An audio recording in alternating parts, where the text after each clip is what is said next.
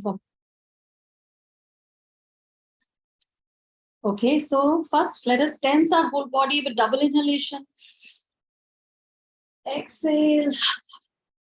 Once more, tense, low, medium, high, vibrate. And exhale and relax. One last time, inhale. Bring all the tension of the day gone by, physical, mental, emotional, and letting them all go. Dump them, dump the body. Bring yourself completely into this session. For next 1 hour, let us be here with the young Donald Walter and see what he has us learning through this chapter. So let us first pray together, invoking the presence of God and Gurus, Divine Mother, Heavenly Father, friend, beloved God, great masters of Kriya Yoga, Jesus Christ, Babaji Krishna, Lahiri Mahashaya, Swami Sri Yukteswarji, beloved Gurudev, Paramhansa Yogananda Ji, saints and sages of all religions, dear friend and guide, Swami Kriyananda, humbly we bow at thy feet. O great masters of Kriya Yoga, help us to tune into thy consciousness. Help us to understand the deep teachings of this path of Kriya Yoga. May we always live our lives in accordance with the highest truth, with the highest potential that each one of us are striving for. Be with us here today, guiding us, guiding our thoughts, guiding our understanding. May we tune into thy blessings, thy joy. We are thine, be thou eternally ours. Om Shanti Shanti Shanti.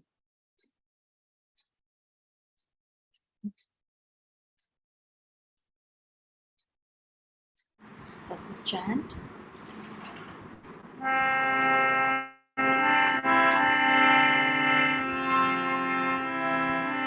Joy, joy, joy, joy, ever new joy, joy, joy, joy, joy, joy, ever new joy, joy, joy, joy, joy, joy, ever new joy, joy, joy, joy, joy, joy, ever new joy, joy, joy, joy, joy, joy, ever new joy, joy, joy, joy, joy, joy, ever new joy, joy, joy, joy, joy, joy, ever new joy, joy, joy, joy, joy, joy, ever new joy, joy, Anand, Anand, Nitya Navi Anand, Anand, Anand, Nitya Navi Anand, Anand, Anand, Nitya Navi Anand, Anand,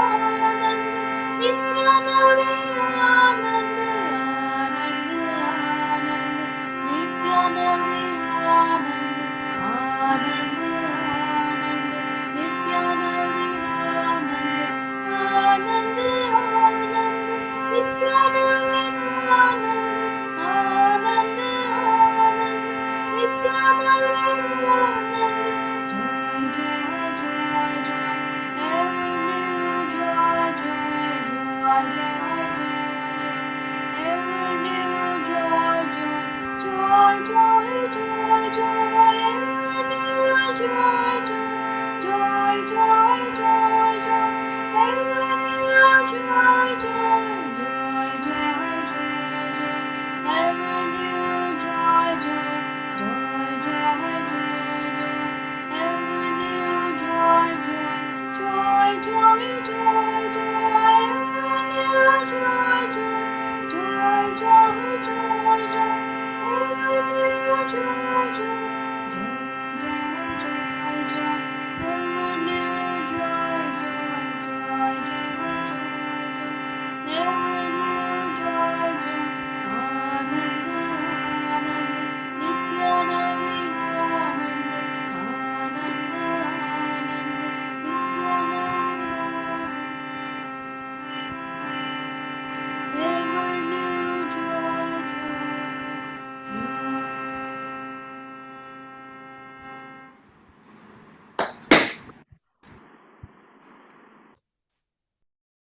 Tune into this vibration of joy. Joy which is not dependent on any outward circumstance. Nothing. It is deep within each one of us. We are joy. We can tap into it whenever, wherever, whatever be the circumstance, whatever be the environment around us. Nothing needs to affect us. God is joy, the ever new joy, Satchidananda. As Master said, ever existing, ever conscious, ever new bliss. And we are made in the image of God. We are Satchidananda, just forgotten it. All we need to do is tune into it every time, all the time. And assert it, affirm it,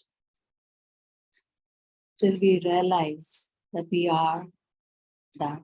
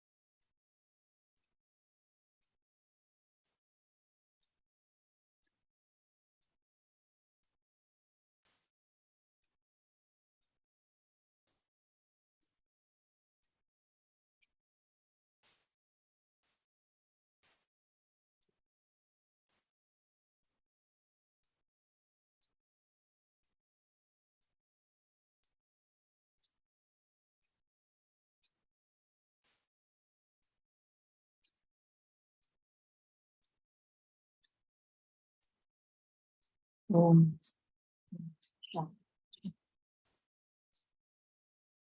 So now we are on to the third chapter. First two chapters, we saw he's just taking us through his life as a kid in Romania. But more importantly, he's constantly bringing us back to the fact that, this is a spiritual book. It is about his quest for, answers. So, and right from the start, from the first chapter, we see that, even as a young boy of 6-year-old, he always felt there was something amiss, even though he had a happy childhood. His family was, there was no problem there. Parents were loving. He had a wonderful childhood with brothers and friends, but he always felt that something was missing, that he didn't belong there. And others also noticed that about him, that he was always, it looked like he was very lonely and he was seeking something. And he also felt that all the time. And so, on top of it, he is not also physically also not keeping very well. So he's sent off to other place to kind of recover, which he says that, slowly was preparing him for, eventually going away from the family, because when he grows up and gets into this path, and that was also preparing him to be not so attached to the family, because otherwise one will never be able to get away from that warmth. Familial warmth is what Swamiji used to say. So all this, the experiences, the things that were happening, all seem to be kind of being for this young Donald Walter to be prepared for a life which was much more than what a normal life of any person is. So he's being prepared for it. So now let us go to the next chapter, the chapter 3, Storm Clouds. In this, the reading, Swamiji, there are disturbances in the recording itself. So there is nothing wrong. Otherwise, we can hear, but it is not a very smooth recording, but we can manage with that.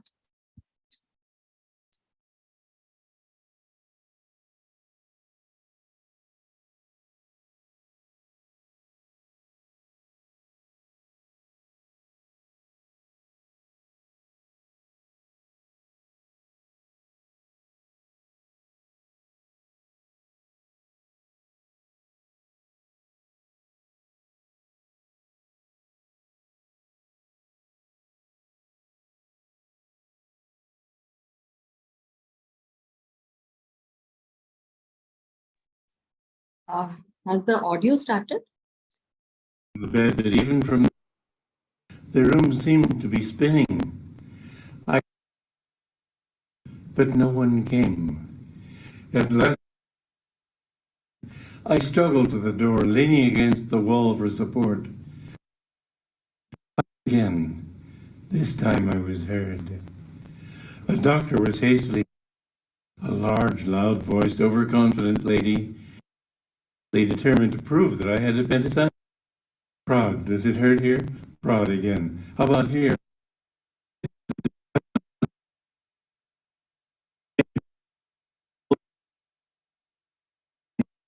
There'd be no use operating on. Gave up. I came near dying in that little village. The happy world I had known for the first time in my life died for me with this illness. Back home in Delhi, all I remember clearly are long stretches of delirium.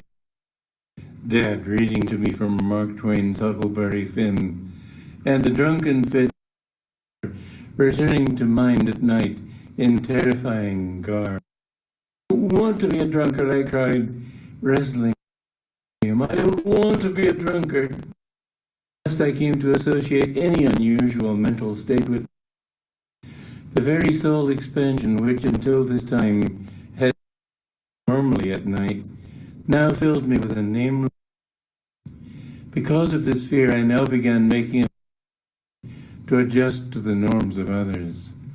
For the better part of a decade, insecurity and self-doubt left me anxious to prove to myself that I was not in some indefinable way abnormal, superior. Dr. Stroye, a pediatrician in Bucharest, finally diagnosed my illness, colitis.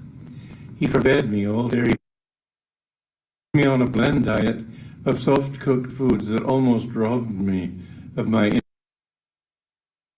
When I'd recovered sufficiently, my parents decided on to send me to the salubrious climate of Switzerland.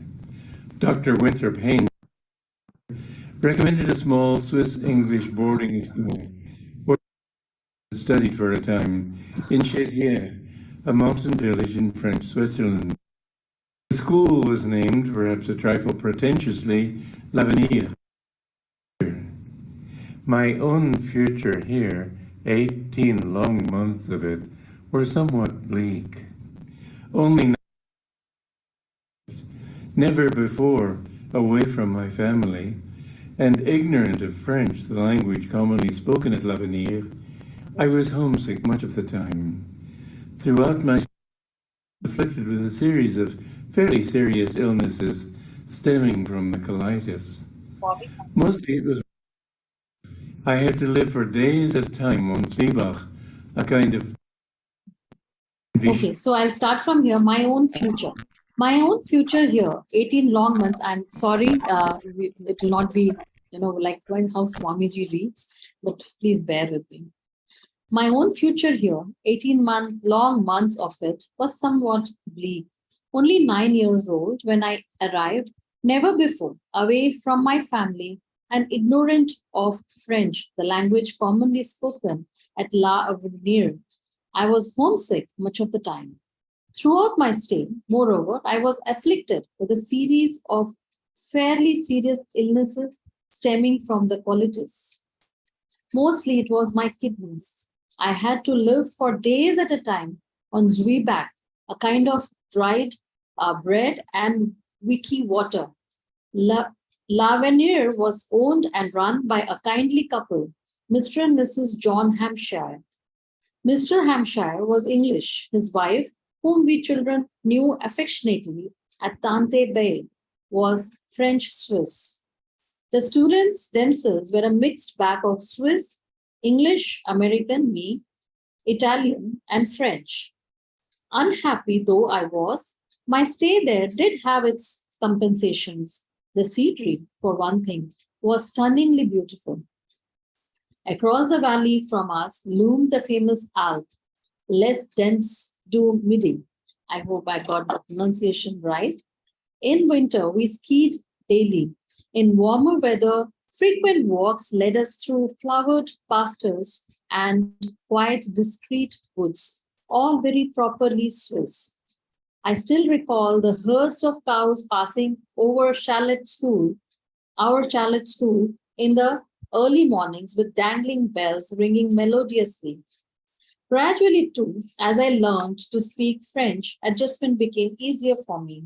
The teachers, able to communicate with me now, grew quite fond of me. Bracket. Grown-ups were touched generally because I treated them like people. Bracket closed. Even our frosty German teacher, to whom I had seemed merely stupid as long as I couldn't speak French, eventually thawed. Teaching her German class in the French language, which I didn't know, she had remarked, Donald, tu ne sais pas, or whatever, it says, Donald, you don't know how stupid you are. In reporting this interchanged a letter to my parents, I concluded, I stuck my tongue out at her. My long illness coincided with the growing political malady of Europe. In Vienna, where mother and I stopped on our way to Switzerland, we were warned by friends not to criticize Nazi Germany, except in places that were safe and then only in whispers. Austria had not yet been annexed to Germany, but one saw Nazi officers everywhere marching about, challenging people with their Nazi salute and shouting sternly, Hail Hitler! Bracket, hi. I would reply, waving a nonchalant hand. Bracket close. Storm clouds were gathering. In the bluster of bullies, everywhere one saw the arrogance of men newly justified in their own eyes and growing in the hearts of peace-loving people. Everywhere there was fear. So what we can do is, we can pause, discuss, and then go forward rather than reading it completely when we play Swamiji's talk. So the first page is he's generally, he's not well. He has this problem. He came down with a problem, physical, and he's hallucinating. But he says that, when he has spoken about when in the night he would feel an inner light and then a sense of his consciousness, expanding. Um, Even that in this state that he was in used to cause fear. He used to be scared that, lest I go there, and then he wasn't able to differentiate whether it was hallucination or what he was experiencing before. So that's what he's saying. The very soul expansion, which until this time had visited me so normally, he says, at night, now filled me with a nameless dread. There was fear. So he says, because of this fear, I now began making a conscious effort to adjust to the norms of others. See, this is again a very important thing. When there is an insecurity in us, when we are fearing something, then we try to, make sure that others approve of us and do things, even though we are not agreeing with it. It's not really us, but we try to kind of, go with what everybody else is saying, which is like kind of bringing our bars down. So he says, I now began making a conscious effort to adjust to the norms of others. For the better part of a decade, insecurity and self-doubt left me anxious to prove to myself that I was not in some indefinable way abnormal and inferior. Many of us feel that, right? Many of us go through that stage at some point of our lives or not. And we feel, as Swamiji used to say, all of us are bundles of self-definitions. self-definitions of what we think we are, what others say we are, and in the process, we try to prove that we are not really, as bad as somebody's muted. So we try to make adjustments, try to keep showing, trying to belong is the right word. So, and in the process, neither are we happy, and that insecurity continues because, of course, we are not that, and we are trying our best to do it when it's not happening. And so that the whole cycle continues. So that's where, yeah. Okay, so now he comes here where he again says that, grown-ups were touched generally because I treated them like people. Uh, Again, as a small child, I don't think many kids are even conscious. Or the older people, elderly people are not just that. They are more involved with what their life is, with their friends. But here he's made a conscious choice of noticing people and relating to them as people, and which is being appreciated by the teachers. Okay, and he's also a bit naughty when so he's a normal, nice, happy kid kind of, even though his health wasn't doing very well. And the next one he talks that is the World War II is building up, where Nazi is taking over the better part of the Europe. And what he's saying here is very important, that there is fear, again, fear, and what fear can do. So he's saying that in the bluster of bullies everywhere, one saw the arrogance of men newly justified in their own eyes. So obviously, if somebody is fearing, then somebody is there who's trying to be on top of them. So these Nazi who were taking over, they are the bullies. And when there is a group supporting each other with that whatever they were doing, then arrogance comes, and they start trying to justify themselves. It feels like this is the right thing to do, and they felt that what they were doing was right, and he had this. Hitler himself had this, that Aryan dominance, and the Germans were the kind of better race than the other, and that was what was the arrogance, and which made them bully, and they thought that they can then rule the whole world because they have the right to do it, and everyone else who is agreeing with that is justifying that. It's like a herd mentality, and this is where Master always used to say environment is stronger than willpower. So even seemingly nice people are also drawn into it. If their magnetism to be nice is not as strong, then they are kind of drawn into what the general magnetism of the place, the environment, the community is at that time. So he says, in the bluster of bullies everywhere, one saw the arrogance of men newly justified in their own eyes, and growing in the hearts of peace-loving people everywhere, there was fear of what is going to happen, what is happening, the insecurity, you don't know what is coming types.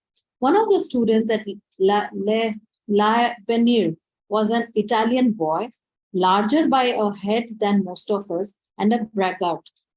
Guido tried to ingratiate himself with us by laughing loudly at everything and at nothing. But he was a bully, and nobody liked him. He was also, naturally enough, considering his own insensitivity, an ardent supporter of Italy's dictator Mussolini. We were never allowed to forget his country's glorious conquest of poor, backward Abyssinia. Little cogs in a big wheel, but it took those little cogs to make the wheel turn. That's what each individual does. There is this mass hysteria that is taking over, but in that, each individual is adding to it. So okay, let me finish this and then we will discuss. Little cogs in a big wheel, but it took those little cogs to make the wheel turn. Individual bullies, each one insignificant in himself, were banding together on the stage of history. and imagined in their swelling ranks that fate had given them the power to change the world. For them, it was a heady hour. Such indeed is the influence of mass hysteria that ere long, many others too, formerly peace loving, were striding about behaving like petty dictators. So this is what he's talking about, that when the consciousness of the that area is being taken over by people who are very tamasic, and that is what this tamasic is. What so just to briefly go into that, this whole planet is ruled by these three gunas, as Master said, uh, sattva guna, rajas guna, rajoguna, and tamoguna. Sattva guna is, spirituals. It's light, and rajas is energetic. So it can, veer towards this and veer towards that. It itself is not doesn't have it just, it gives energy to either of these. Tamoguna is very dense, very dark, and the typical, that the time that he is talking about, where the mass hysteria. So everybody is like, they try to justify, and anybody who doesn't agree with you, I mean, you should be dead, because this is right, this is justified. They seem to have this sense that what is happening is the right thing to, and they are one of those designated people who can bring the change about. So that's a very tamasic, darkening mentality, and that was taking over Europe at that time. This particular thing that he's talking about, little cogs in a big wheel, and it takes little cogs to make the wheel turn. So we can reverse it also, right? So each one of us. So this is where what was happening was, about darkness, right? Where Maya was taking over. Then there is light, right? So if we have to say that, oh, master and Babaji, they are the ones who, master brought Kriya Yoga to the West. He was master and he was doing so much. But God also, Guru also needs the foot soldiers, each one of us. We can't say, oh, what can I do? Who am I? Little cogs make the wheel turn. So if we want the wheel to turn in the other direction, each one of us has to play our part. And it's a huge part on our own, where we consciously make that choice to affirm light, to consciously make choice that we will be on the side of light.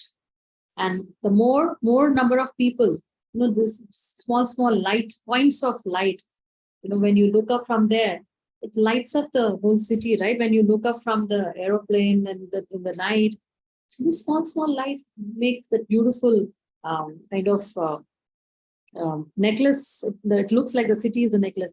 That is what each one of us have to, that part we have to play. What do we choose? Do we choose the darkness or do we choose the light? And once we choose, in every thought, every action, that is why Master said it is a Kurukshetra, right? For us, every day, every moment, every choice is a choice of, it's always just, the battle is between the light and the darkness. So what do we choose in our consciousness, in our thoughts, is very important. And not to then to understand, Master said that the channel is blessed by what flows through it. So allows to flow through it, right? So if it allows darkness to flow through it, it is blessed by that. If the channel, each one of us choose that Master's light flow through us, that this Babaji's light flow through us, then we are blessed with that. So we need to, that is where God has given each one of us the free choice, free will. We have to make that choice. What do we want flowing through us, right? So, and to say that no, I'll not be affected is not possible. As Master said, environment is stronger than the willpower. That is why he's saying that in this mass hysteria, many others too, formerly peace-loving, were striding about behaving like petty dictators. It just takes over. The force takes over without one even knowing about it or realizing what is happening. An Austrian friend of ours in Tallegen pleasant enough when he first came there, caught the bully fever. From then on, normal conversation with him was impossible. All he ever spouted was a succession of proud boasts. We Germans, it seemed, would soon be marching in to subjugate everyone and his dog. Okay. This man's chief weakness was only, I think, that he lacked a sense of humor. I have never known a bully to possess one. I don't mean they can't laugh at people, that they do readily enough. It's that they can't laugh with others. Humor certainly was conspicuous by its absence among those who succumbed to the disease of Nazism. I even wonder whether the evolution of tyranny isn't reducible to some kind of law in which humorlessness plays an essential role. What a conclusion. I mean, how deep is this thought? And where he's saying humor is not, laughing at people that people are able to do very easily. When you have to laugh at yourself, that is where the problem comes. Or somebody laughs at you, the bully is never able to take it, right?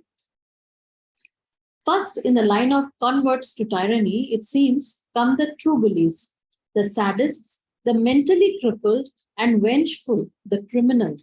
Then, as the spirit of arrogance spreads, well-meaning but essentially humorless people enter to swell the tide.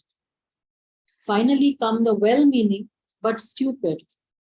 At this point, anyone with any true value has little choice but to flee, go underground, or maintain a resolute silence in the face of general insanity.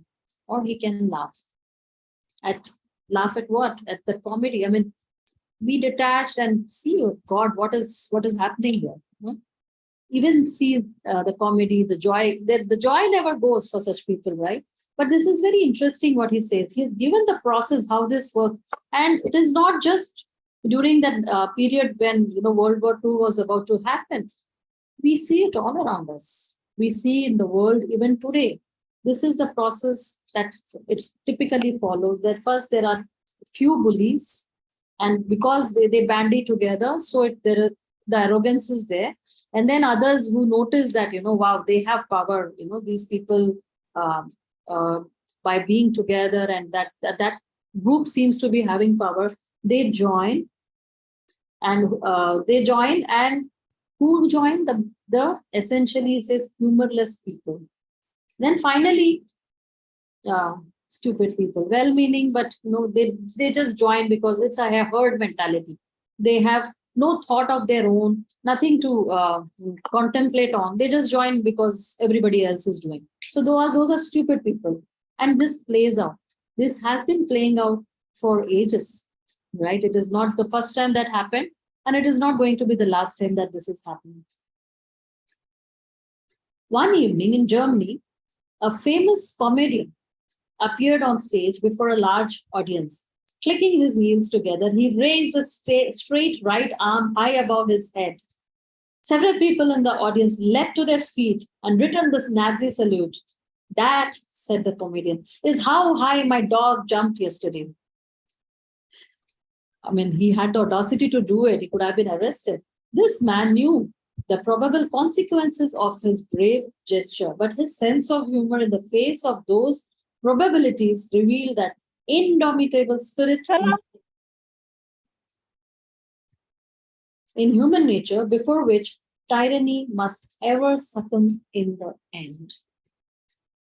In the summer of 1936, Germany on our way to America, a stranger sharing Bob's train compartment was arrested at the German border by the Gestapo. Perhaps he was Jewish, or perhaps, like thousands of others, he was merely trying to flee despotism. But young as we were at the time, we knew the likely outcome of his arrest: imprisonment and then death. Such was the time that he was growing up. In Bucharest, I had a governess for a time who, like our friend in Talegen, was an Austrian Nazi. Also, like him, she was quite devoid of any. Swamiji is making this point again and again, that if there is no sense of humor, then it falls in one of those categories. of a bully, or arrogance, or um, the well-meaning but essentially humorless people who then fall in that category of darkness. Where there is no humor, there is darkness.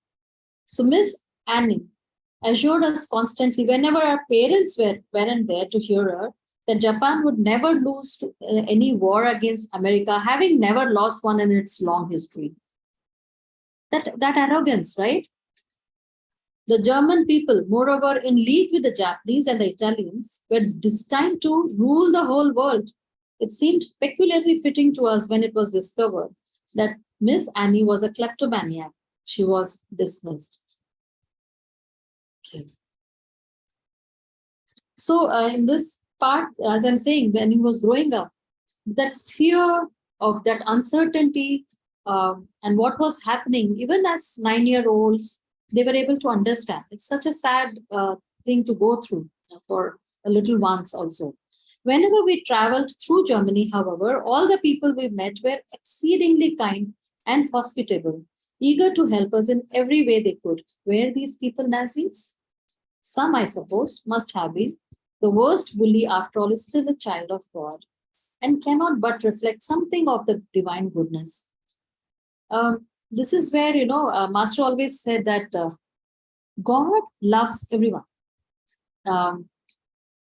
Be it, the evil person or the saint. For God, it's everybody is his child. The one probably who's not his, who's in Maya, who is going towards darkness, probably he loves him more because that soul is suffering, right? That soul doesn't know what it is doing and it's getting caught in that force and thinks it is evil. But for God, everyone is his child. So he's saying that, and without even, worst of bullies, he says, still a child of God. There's some goodness somewhere, and that is where all of us need to relate to with others to their highest potential. Everyone, even those who are, in our lives, difficult people. He says that even when you are dealing with them, you relate to them at their highest potential. That is what Master always used to do, not where their ego is taking them. But I think most of them were simply normal, good people caught up in the flood of a national tragedy. We loved them almost the more, I think, for the sadness of their plight. What country, after all, is in a position to be able to say honestly, our people would never sink to such depths? Time and again, this thing has been happening, right, all over the world. The whole country, there is this, that's where we need to understand there is individual karma that all of us have. We did that energy we put out, and then we come back and face the consequences of that karma. Then there is this, community karma. Then there is this country karma. So each country of what it has put out has to face the consequences of that. Master said that what Hitler did was very terrible, but it was a country karma also, because he was doing it on behalf of his country, the Germans, for the Germans. So the whole country went along with that. So it was the country karma, and the country will face the consequences of that. Hitler, of course, individually also. But he said that his is, since he was doing it on behalf of the country, is not as bad as what Stalin did.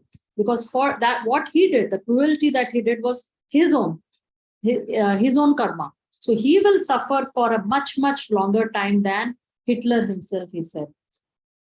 So very interesting, where he has spoken about various important persons in history also. The plight of Europe affected me deeply. Why? I wondered, can people not learn to live together in harmony? What is it in human nature that seems almost to demand tragedy? Point two. When harmony is the natural equilibrium, right? Everything is in harmony, is a natural equilibrium. Yet, when he's talking here about a national tragedy that was playing out in Germany itself, but even in our individual lives. Sometimes it almost seems like people choose a certain thing knowingly or unknowingly, are veered towards that darkness. Sometimes people know that, consequences of what they are doing, especially people in India. We know karma and consequences in this lifetime, yet we see it all around us. Things are happening. People are putting out all kinds of energy. Perhaps my gloomy reflections were aggravated by my own unhappiness. One day I was standing alone on the balcony of our chalet school. Mr. Hampshire came out to find me weeping silently. What's the matter? He inquired gently. I'm homesick, I thought. So sweet. Kindly, he wrote that day to my parents. Soon it was decided that I should return home. During my stay in Switzerland, Dad had been transferred to Bucharest. Our new residence was on the outskirts of the city at Strada Capitan Dimitrade, number 10. Here I got 6 months respite before resuming my formal education. It was during this period that Miss Annie, who tutored me, that Austrian governess. My health through this winter of 1936-37 was still precarious. Originally, the pain was intense, though I remember now more clearly that the pain, the tears in my mother's eyes as she suffered with me in her love. So sometimes when I was well enough, I played football, soccer we call it in America, on an empty lot with the neighborhood children. One of these was a boy from a slum area across Boulevard, Bustini. His family was so poor they couldn't even afford window panes, but covered up the openings in winter with newspapers. I took intense pity. He was so compassionate even as a little kid. We saw this episode in the movie The Answer. So he says, I took intense pity on him, invited him frequently to my home, and gave him freely of my toys. I was his friend. He, I assumed, was my friend. One day, he and a few of the boys in our own neighborhood taught me a hard lesson. Dissembling camaraderie, they invited me to join them in the nearby courtyard of one boy's home. The gate was closed quietly behind me. Someone locked it. Then, to my surprise, they backed me against a fence and began to kick a football at me, trying to hit me with it. Obviously, they were working up the courage for an attack. I stood my ground and quietly waited, struck the football aside whenever it came too near, and affected an attitude of indifference. Minutes passed. At last, the boys changed their minds about the merits of their afternoon's entertainment. The gate was open and I was allowed to walk out unscathed. Though physically hurt, I thought my heart would break. Back home, I wept inconsolably. Why? I asked mother through tears. Had my dearest friend and my other good companions so betrayed my love for them? It was small comfort to reflect that war hysteria had by now made Romanians suspicious of all foreigners. See how that environment creates that kind of, even children were behaving in ways that it's not normal, right? And he's talking about various lessons. Last chapter we saw when there was this bully who was beating him up. I mean, rather he got beaten up, but initially he looked big, so his friends, Swamiji's friends, they took his side initially so that he doesn't come and hit them later on. And that time, finally, Swamiji went on to beat him up.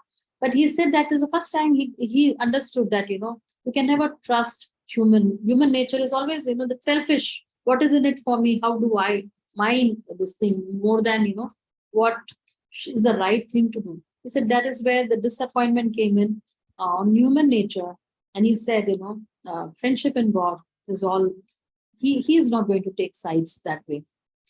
And second time he again got, another lesson, which is, this is painful, though this experience was, it proved an excellent lesson. From it, I learned that it isn't enough to give to others, even with love, energy exchange. If one would not beggar them in their own eyes, one must make it possible for them in some ways also to reciprocate. It's another important lesson that it's just giving all the time, or just taking all the time, is it's not a good idea. In fact, Swamiji, when he was writing this book only, he he was writing, and he would invite others who were living in the community to come, and that this is what I have written. He wanted them to tell, this can be improved on, or and he would say that every day they'll come and they'll sit with their eyes closed, meditate. He said, I don't even know if they're listening. I'm reading the chapters and they're just sitting and meditating. I mean, it got too much. Finally, one day he said, what are you guys doing? I mean, there has to be an energy exchange. It can't always be me giving. I told you, come listen to me and tell me what needs to be done. Don't just, again sit and take. And that's when they started, they understood. In fact, once he was going somewhere and the community had got together, he said, this time, every time I bless you, this time all of you come and bless me. They were like, oh my God, we bless Swamiji. He said, yes, come bless me. And they finally, Dhanaji also tells this, that, they were initially so taken aback, but each one of them went up and blessed him. So it is very important that even us who are on this path, more than I'm on this path, Guru is here, what can the Guru give? Instead of that, it would be better that we have this attitude of what more can I give my Guru? Even in our meditation, rather than thinking, sitting down in meditation, I should see light, I should hear the sounds, I should feel this, I should. So, Master said that when you sit down to meditate with a joy, that rather than waiting for that joy, meditate with joy, meditate with what can I give God? How much more can I love God, rather than what can God give me? So it's a very important attitude for each one of us who are on the spiritual path, that it is not just taking from the Guru, but our attitude should be, what can I? The more we give, the more we will receive, much more, multitude, right? So this is a very important lesson for us in this chapter, giving and receiving. So it is mutual, even to the Guru. Okay. My absence in Switzerland, which had relieved Bob to the restraining presence of an older brother, had left him by no means languishing in his new freedom. Gleefully, in fact, from then on, he insisted that every important event in our family must have occurred while you were in Switzerland. My absence from home had had its effect on me too. Whether I liked it or not, I now was a little less dependent on the home for which I had so recently been pining. God was weaning me from dependence on earthly security. My my consequent absence in that condition, in a distant land, my growing sense of aloneness, these were, I think, meant only to help me realize that my true home is not here on earth, but in God.